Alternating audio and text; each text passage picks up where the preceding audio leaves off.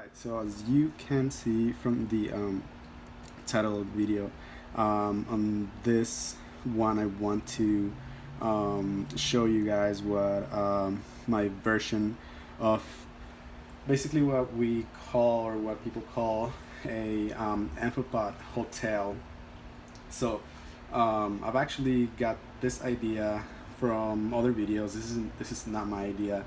I saw it on YouTube as well. You know, while I was excuse me, while I was searching for amphipod care, and I wanted to pretty much breed my own amphipods because I want to hopefully get a Mandarin goby in here, and I wanted to have and be able to hunt its own food. So so basically that's what I wanted to do. So I wanted to have my own amphipod hotel, so that way they can breed, and they can and the Mandarin can eat them. So what the video said and what the people were doing, different people were doing, is that they would cut what they're called it's called corrugated plastic sheets. I've seen them do that, and then they would just stack them up.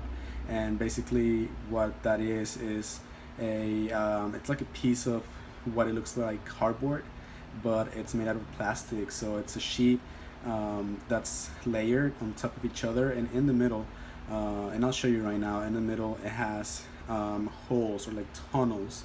So basically, that's what the amphipods use for housing.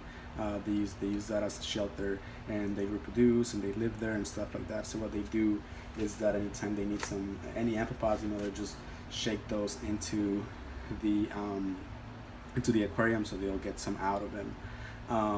So my version of that is that I wanted to do this. I wanted to do the same, but I wanted to do everything within the aquarium. If you watched any of my last videos, you would see that I'm trying to do everything within the aquarium.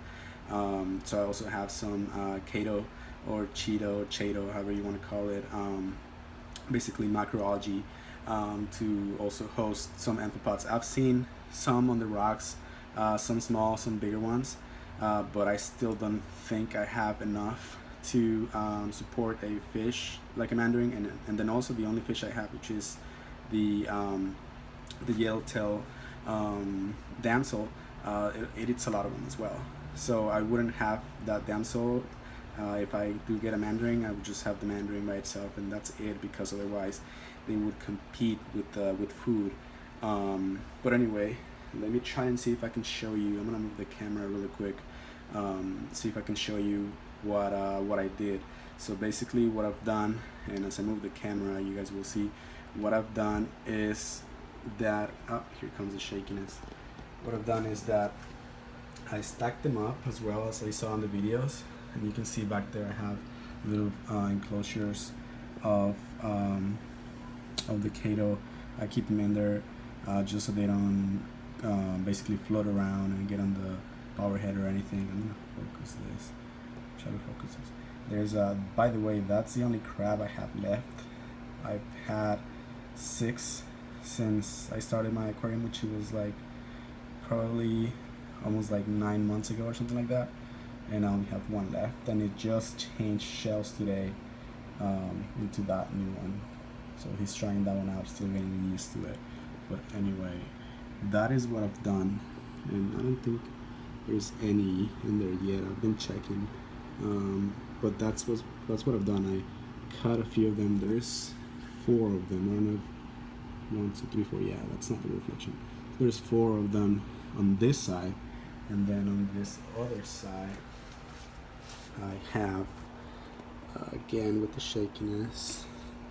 Well, I don't think there's gonna be enough light, but that in between the rock, behind the rock and next to the heater, that's also another set of sheets, slightly bigger than the other ones, and it's also 4.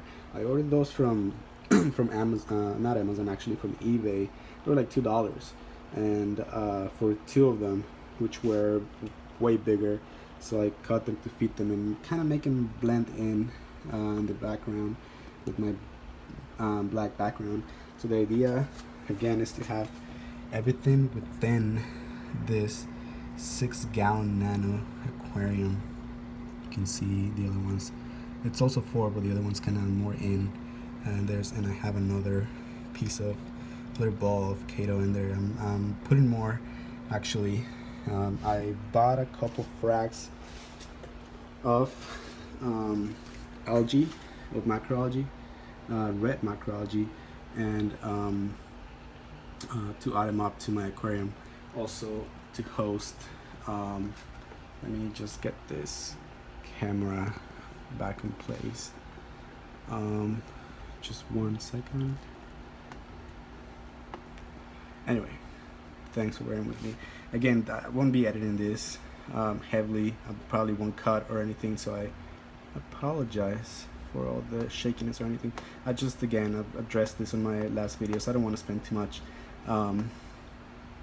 basically editing videos or anything. I do have a busy schedule, and this is my hobby. So let me focus this. I'm doing this out of my iPhone, by the way. So I'd rather just have time to look at my aquarium and see what I can improve, different ideas and stuff like that. Just basically enjoy my aquarium than editing for hours. Another reason why I don't come out on camera is just because it would take more editing, you know, like I would have to practice or something like that. I can see that happening, you know, from other YouTubers and stuff like that, or bloggers, whatever. So that's why I do just a voiceover and kind of narrate whatever is going on in the tank. But anyway, I just wanted to show you guys that is my version of an Amphipod Hotel, or basically refugium, like what I call a kind of like I don't know, like internal refugium or something like that. I'll come up with a better name. But I wanted to have a refugium inside my aquarium, everything enclosed within the tank, and that is the whole idea. And that's also where I'm gonna add some pretty algae in there, so that way I can also eat up some of the phosphate from the tank. By the way, I've been doing water changes like every 2 weeks now, and the tank has been fine actually, and I've seen growth on the only coral that I have, which is the zoanthiid, and nothing actually happens. I had some bobo algae and it actually disappeared. One of those animals in there ate the bobo algae, which is amazing. I didn't have to do anything about it. So overall, I've had a pretty healthy aquarium. Again, I think it's like about 9 months old, and I'm working towards having a healthier ecosystem. And the Amphipod Hotel, definitely, it's a great addition to that. I'm still debating right now whether to buy amphipods, more amphipods than I have right now. I want like a good sized amphipod so that way they can reproduce faster. But I'm still debating whether to buy them or not, because they're $20. And the way I think about it, yes, I know in this hobby you buy a lot of, you have to spend a lot of money, but then again, $20 for just pretty much, sea bugs, I don't know if it's worth it or not. So I'll think about it. And the only reason why I would do it, and I think I'm gonna do it, is just to boost up the whole process so I can get that mandarin goby in here as soon as I can. And I'll be donating my fish to my local fish store, because I don't want to have the two of them compete for food and also space. This is really small enclosure, so I want to take it to this extreme and see how the mandarin goby does. Of course, that's why I'm walking the extra mile of doing everything that I can to provide the fish with food and a healthy environment. So bear with me, and then maybe some of you guys can do it, and that's the reason why I'm doing it. Also, if you guys have any ideas, let me know, and I'll make sure to follow them and see how they work.